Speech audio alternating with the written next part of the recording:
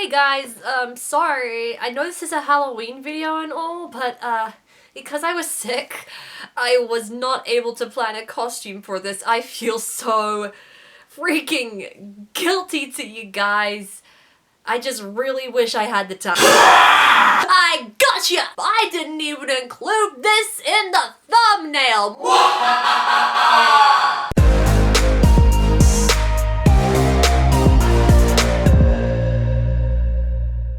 Hey guys, it's Amy here, back again with another video. Happy Halloween, guys! I promise not to drain away your life force with a single kiss like the succubus that I am. Now is the time of year that people love to talk about horror stories, villains, and everything spooky related. Mine this year is a spooky opinion and a kinda horrifying experience. In case you missed the title, it's my hatred of horror movies. Horror movies are as big of a cinema staple as the superhero movies released by Marvel and DC every year. Every year you hear about the next big one being released in cinemas, or on Netflix, or something. And I am the last person you will expect to watch one of these. But why this hatred oh so strong? How could a genre do such wrong?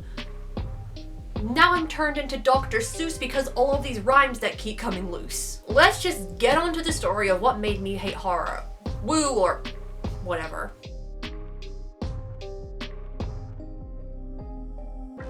My high school, and most other high schools in New Zealand, offer a subject called Media Studies, which as the name suggests is a study of the media. For most media studies classes, while English studied lots to do with books and literature, media studies was often an in-depth look at cinema and movies. I took this subject from years 10 to 13, which would have been, for those of you who don't know like the conversions and stuff, the ages of 14 to 18, or like the 4 years of high school that make up an American high school experience. Of our exams, one was an essay about a genre of film that we studied in class. And our teacher made the mistake of letting us choose which genre to study. Well, I personally think this is a mistake when this coincidence came up 2 years in a row. Actually, it isn't a coincidence. I'll give you these hints to see if you can guess what genre our class ended up watching. It is the favorite genre for most groups of teens, a group of adolescents who seek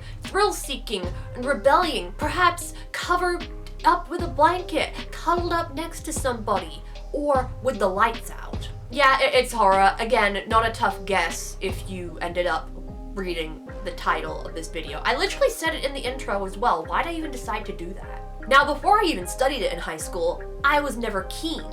I never saw the appeal of getting scared for fun. To this day, I'm not a fan of gore, and I will avert my gaze if it ever comes up or if I ever get the hint that it will come up. And I hate being scared by loud noises, which the horror genre is filled with. Sound design is hugely important in horror genre, especially to make up the phenomena known as the jump scare. So this whole experience started off with great pessimism when in year 11, when I was 15 and a half, he announced that we were going to be studying the horror genre that the class voted on.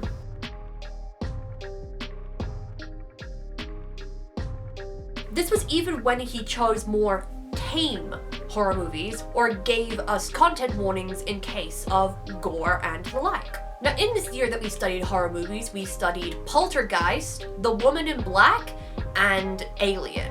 Wide an array of styles, but 2 of these were classics, apparently. What we had to do in this film was identify tropes that these 3 had in common, or more so, our teacher identified them for us in a PowerPoint presentation, and he made us give the examples that were found in these films. Off the top of my head, I think these tropes were the haunted house, the jump scare, and the use of children in the horror genre. We had to use these trope examples to explain how this created the horror genre as a whole. That in of itself is fine, even though to this day I still don't believe his argument that Alien is a haunted house story. But one thing I found weird was how formulaic these films were. I know stories are meant to be formulaic, but this was about as formulaic as the quadratic formula when I watched horror. there is a location where someone or something is hunting the main characters. A problem like a death, a possession, or a kidnapping ends up happening, and they have to try and work out the weaknesses of this thing to save it. And then they save it. Yay! But oh no! It always comes back once more to leave an unhappy ending in your mouth. So in that study that I did that year, I fully convinced myself that I had seen every horror movie in existence based on those three that I watched and how formulaic the plot was. Oh boy, did you not know what was coming next, Amy.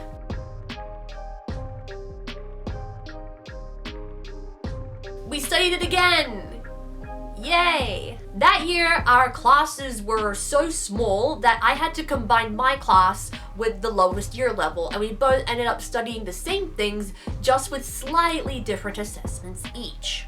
And so I saw the horror vote coming yet again, even when we were so close to studying sci-fi instead. I would have preferred that over horror any day.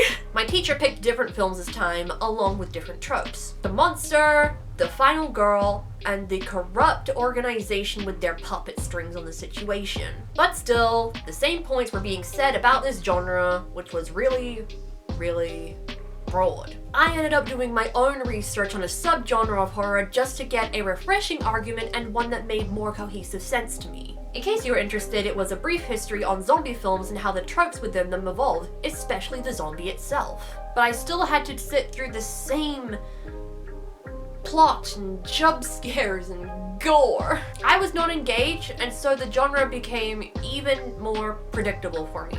This was when I watched the, in retrospect, classic and genius that was Cabin in the Woods, which commented on all of these tropes from within the actual movie. It was so meta, but because I was so bored of the horror genre at the time, I absolutely hated Cabin in the Woods. I bet people say very similar stuff to this, no matter the kind of genre that they hate, but it's too much of this damn same thing.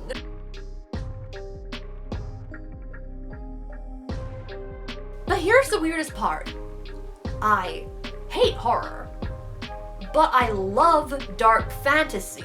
I genuinely don't know why I have such a hypocritical opinion. Because while I refuse to read or watch anything made by or adapted from Stephen King's works, I have read and thoroughly enjoyed just as dark fantasy novels, and recently gone to the biggest dark fantasy series in the world, Stranger Things. Or maybe I just tell myself Stranger Things is dark fantasy when it's actually horror? But it doesn't feel that way because of the same way the tropes are assembled within Stranger Things and dark fantasy as a whole. I feel like one of those Karens that asked for cream sheets but got eggshell sheets instead, and I'm now furious. This just goes to show how much studying horror genres for 2 years has got me hating it. And wait, I think I actually studied it for a week, or was forced to study it for a week in university as well. But I do realize that there are a number of subgenres within horror that I haven't studied, or a bunch of different tropes and stuff that I haven't experienced through the horror genre. Like that psychological horror boom that happened in the late 2010s? Or all those horror movies that remove the senses in order to survive, like Bird Box and A Quiet Place. And I still don't know if I want to watch them because of what I experienced in high school. Maybe I just don't have as much of an opinion of horror movies because it has a different purpose. Sometimes the story is not the priority in a horror movie, it's to scare. Right? But as far as I've seen, it's always the same ways that people get scared, so maybe I should just stop talking about it. I'm gonna get into deeper shit the more words that come out of my mouth. So yeah, TLDR, I hate horror movies because of my high school education. Yay? Well, this Halloween I'm not gonna be going on a horror movie marathon, but I hope you enjoy yours. Like this video and subscribe if you are new around here. You can ring that bell to find out when I post more creative content. I don't have any horror movies to promote to you, but ASTER'S CODA Exposure. It's a book, a fantasy book. Follow Abby Tacker as she dives into the 3 worlds and finds out her place within them. And you can also check down the description for my Instagram, my Fiverr, my TikTok, and my website. Stay creative, everybody, and I will see you in the next video.